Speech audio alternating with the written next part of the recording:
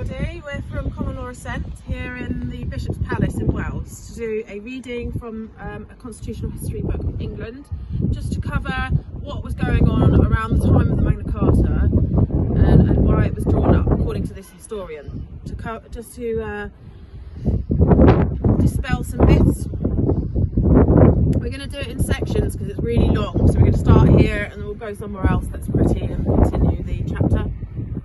I've started in a certain spot because it mentions Christmas, so it says, the eventful year came to a close without overt action. Early in 1214, John went abroad and stayed there until October, when immediately on his return he called the northern barons to account for not accompanying him, but they had been beforehand with him. They had met on the pretence of pilgrimage at St. Edmund's, and had there sworn that if the king delayed any longer to restore the laws and liberties, they would withdraw their allegiance, and would make war upon him until he should confirm the concession by a sealed charter.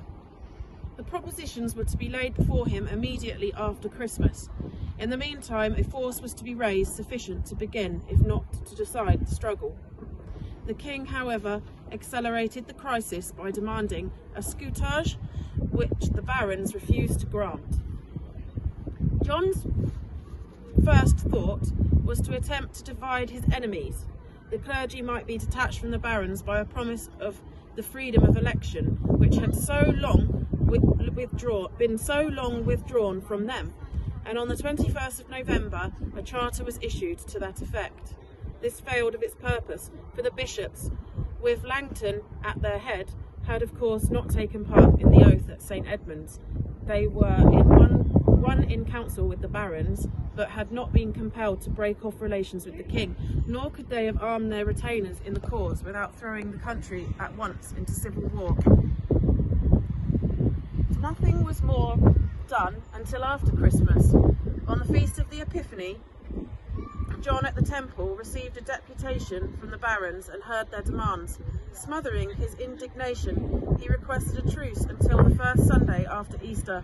This was agreed to, and the king employed the respite in renewed attempt to sow distrust amongst his enemies.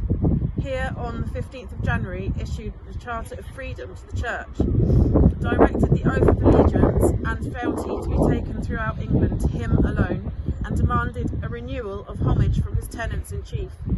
Not content with this, on the 2nd of February he took the vow of crusade, involving in the guilt of sacrilege all who should raise their hands against him. But the barons were undismayed. They collected an army at Stamford and marched, as soon as the truce expired, to Brackley in Northamptonshire, where they encamped on the 27th of April.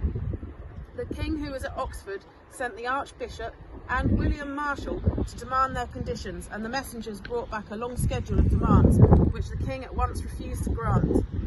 After an attempt to gain time by proposing, on the 10th of May, that the quarrel should be settled by arbitration by the Pope and 8 arbitrators, 4 chosen by each side, John had nothing left but to await the attack of the barons, who had already on the 5th of May renounced their allegiance.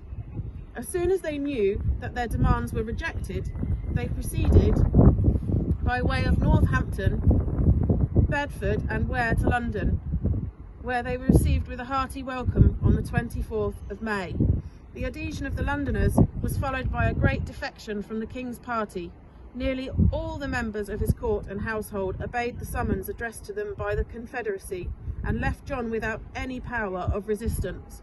Under these circumstances, he set his seal to the articles proposed by the barons, and issued the Great Charter of Liberties on the 15th of June at Runnymede. So I've covered the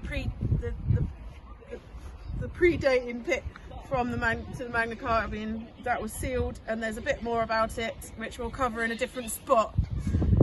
I'm glad I chose this spot because this is the Bishop's Palace in Wales. If you look, there's the Monmouth Rebellion as well. That's the last